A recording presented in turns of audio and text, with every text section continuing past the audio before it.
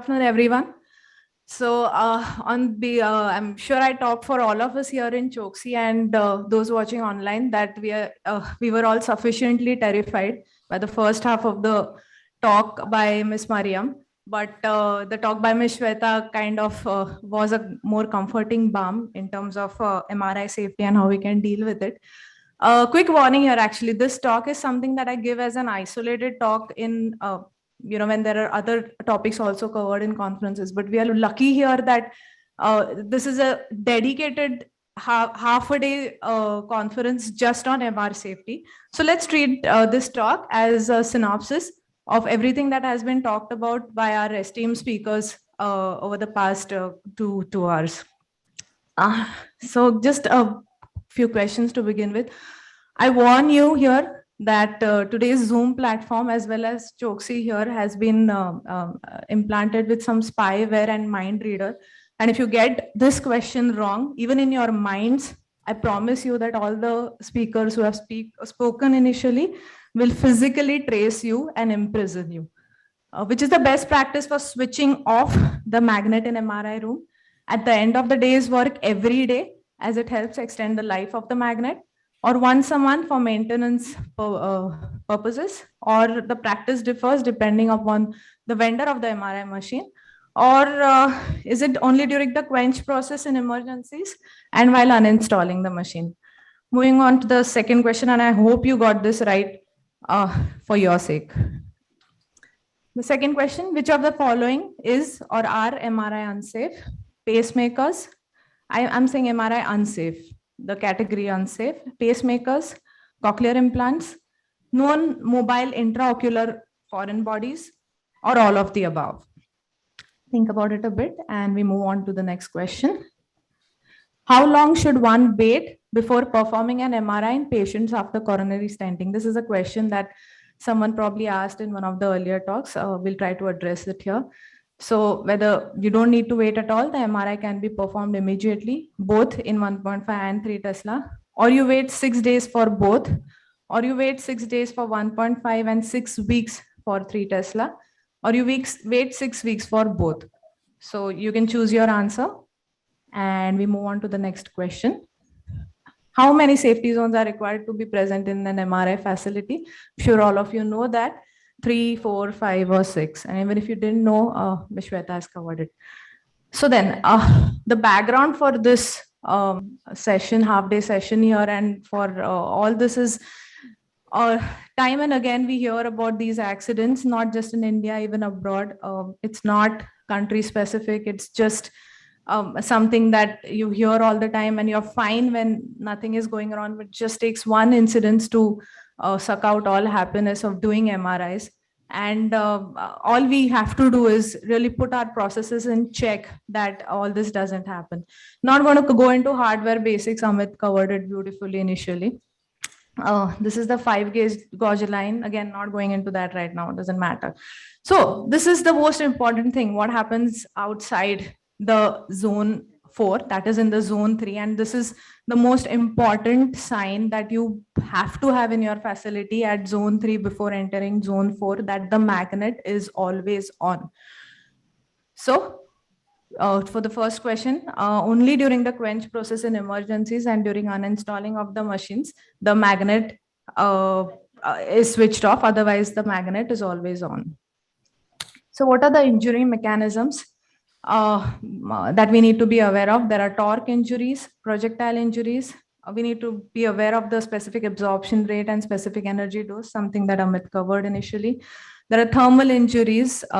We saw enough images as well, which have made us aware of this. And there is peripheral neurostimulation that can occur in certain sequences, and active device interaction, of course, with certain active images. And acoustic injuries. So devices are divided into MR unsafe, MR conditional, and MR safe, already covered so beautifully in the previous talk. So just you do not assume MR safety of any unknown implants unless it's documented in writing, but you do not assume that a device, any device that is implanted, is MRI unsafe even without investigating? So there are two aspects to it. You have to look for the risk benefit ratio whenever you are taking a decision of whether to do the MRI or not. Or, there was one question that was asked to one of my mentors, Dr. Bhavin Jankari, at one of such conferences, that do you do an MRI in cochlear implants? And this was at a time when cochlear implants were completely MR unsafe and never was an MRI to be done in those. And his answer was that if you're better deaf than dead, then yes. So there is always the risk benefit ratio that you have to keep in mind when you're doing these studies. Do not assume MRI safety, but do not assume that you cannot do an MRI also. So mrisafety.com, it's something that we all refer to in this institute also, whenever we need to investigate an unknown device. If we are lucky enough, the patient is carrying information about the device, but more often than not, we are not lucky. So yeah, we do go to mrisafety.com.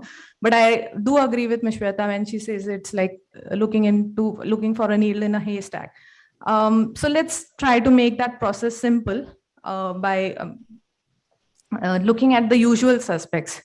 So mobile internal foreign bodies, whether bullets or metals, because of professionals working in metal industries and mines where there are metals, even inadvertently could have gone into the eyes or something.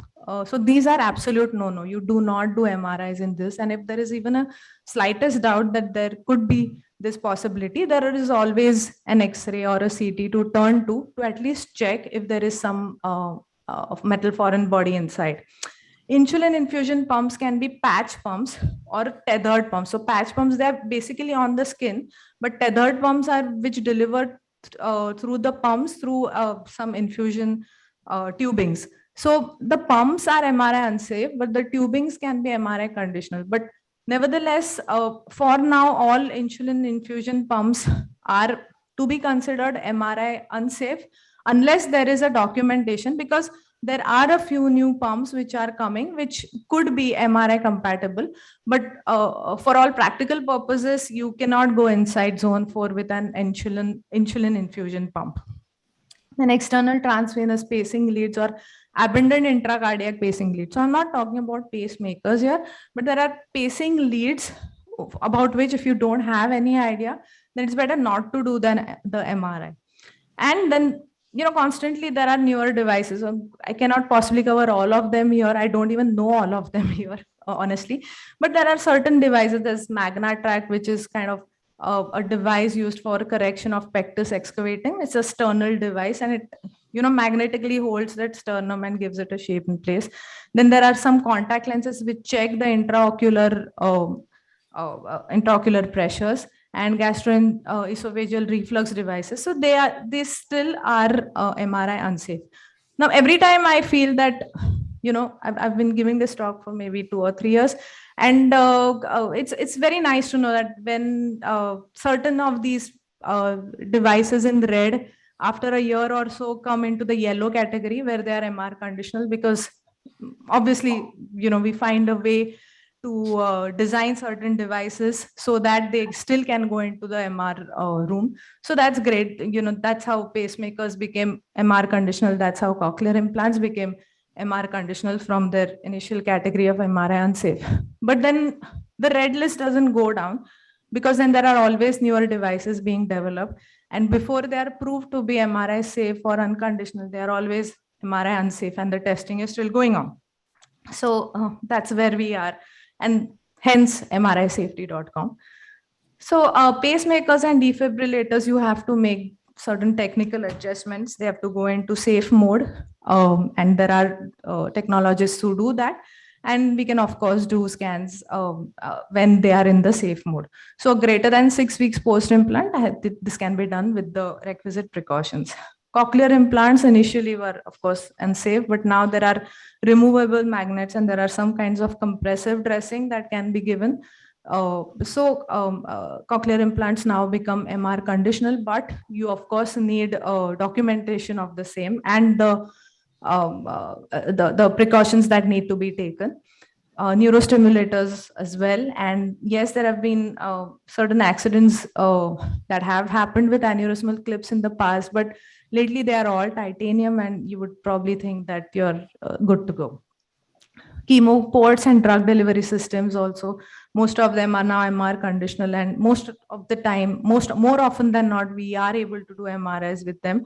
And tattoos, piercing, clothes, we don't have I mean, either that was the first time that I heard about the silver in the clothing, but of course we are India and we do have zari, and we have women who love zari. So the basic thing that needs to be done is gowning. The patient doesn't go inside in his or her clothes. It's always the hospital clothes in which the patient changes into, to prevent these kind of accidents like burns. Cardiac stents, there was a question earlier if cardiac stents are safe and how long do you have to wait? No, you don't have to wait. Most cardiac stents now are MR safe even immediately after stenting. So you don't have to wait for them. They are safe at 1.5, they are safe at 3. And if they are recent implants, you will obviously have some kind of documentation, but that's about cardiac stents. Cardiac valves as well, they could be bioprosthetic, in which case they don't have any ferromagnetic material at all, or they could be mechanical, and that to the recent valves do not have any great ferromagnetic materials. Even the older ones, which were metallic, have proven to be MRI safe. So for all practical purposes, unless proved otherwise, a patient can go inside with cardiac valves at whatever 1.5 or 3T and get the MRI done. But it's always nice if you have a documentation of the thing. Same is the case with annuloplasty rings and orthopedic devices. This is one main area of contention, especially at tertiary centers where blindly these are the most common devices that the patients would have, and many a times blindly patients are turned away from MR facilities that नहीं कुछ तो है अंदर तो हम कर ही नहीं सकते, and that's kind of unfortunate because most orthopedic, no, in fact all orthopedic devices, definitely the recent ones, are all MRI safe. And the most that can happen is that there could be some discomfort, some heating that the patient may feel, especially if that is the particular area being scanned. But we are at a time where there are specific protocols being developed for orthopedic implants being in place and scanning those areas. So at that time, and in such a time, if we are refusing a patient for this, it's quite unfortunate. So that's about that. And yeah, I keep on getting asked about surgical clips. So there is this beautiful article here by De Silva et al., where they've listed all the surgical clips, either dermal or inside your body at gastrointestinal stoma, anastomosis, end-to-end anastomosis, whatever.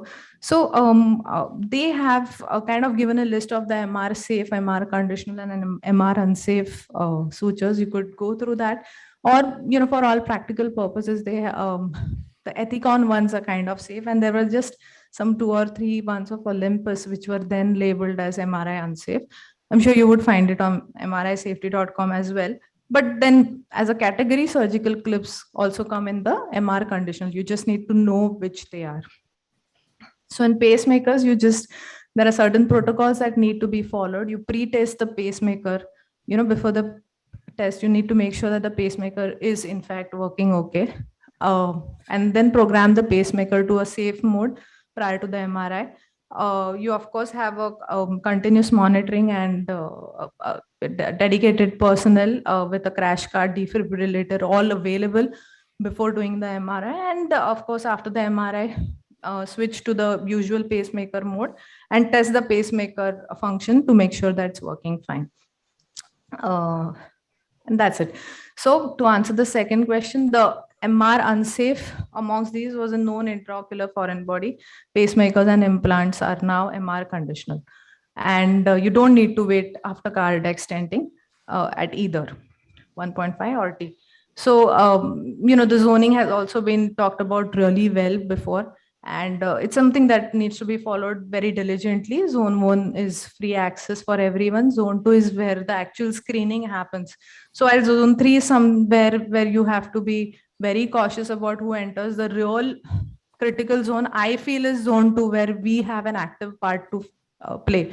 Once a patient enters from zone 2 to zone 3, it's kind of assumed that this patient is okay to go anywhere in zone 4. So zone 2 is in fact the critical zone where you have to do the gowning and the ferromagnetic detection, histories, perhaps dig more into histories if you feel that a patient is a bit reluctant to give history of certain piercings or tattoos or whatever it is. So zone 2, in fact, is the most critical zone where we have to be at our diligent best.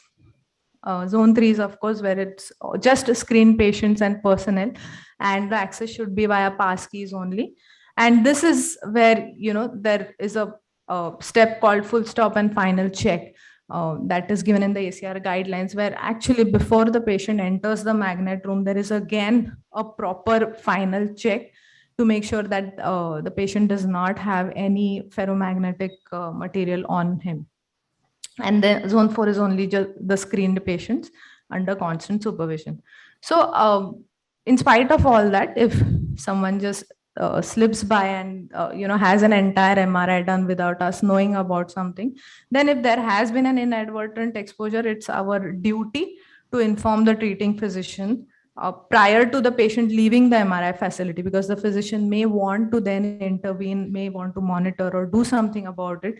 And it's our duty as radiologists to make sure that the patient is informed about what has to be done next, if at all anything has to be done. So that's that. And it's a good thing if you guys can go through this ACR guidance document on MR safe practice or the ACR manual on MR safety. It's always nice to know or read this, because that will help you form your own SOPs at your wherever you are at your facility. So how many safety zones? 4. For dealing with emergencies, of course, we need perfect understanding of the equipment safety by proper labeling. Labeling is, you have to know if each and every instrument or equipment in the MR facility has to be labeled as MRI unsafe or MRI conditional or MR safe based on the templates that are given.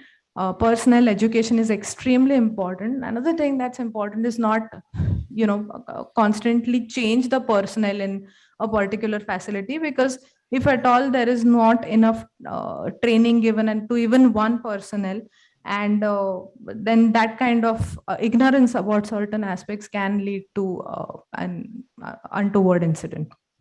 Adherence to zoning extremely important.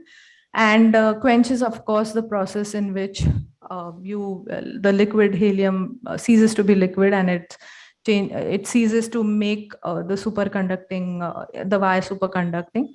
And on a lighter side, we talk about zoning, and this is actually, I showed some Kashmir pictures, and this is some other kind of beautiful. What you need to be sure here is that if you're doing a quenching process, it's apart from you knowing everything and everyone in the hospital and MR facility knowing everything about quenching, as you can see here, it's important that the buildings in and around your facility also know that something like this is going to happen. Because if I see something like this in a building next to me, I'm sure enough going to call the fire department for intervention. So it's always a good idea to let them know that something like this is going to happen, and it's nothing to be worried about. As for the other precautions that need to be taken with quenching, I think Amit spoke very beautifully about them in his talk. So there's just one take-home message, that there is no substitute for SOPs. You have to have them in place. If you don't, please make them at your place, and continuously train your personnel and have them follow all the SOPs diligently. Thank you, and stay safe.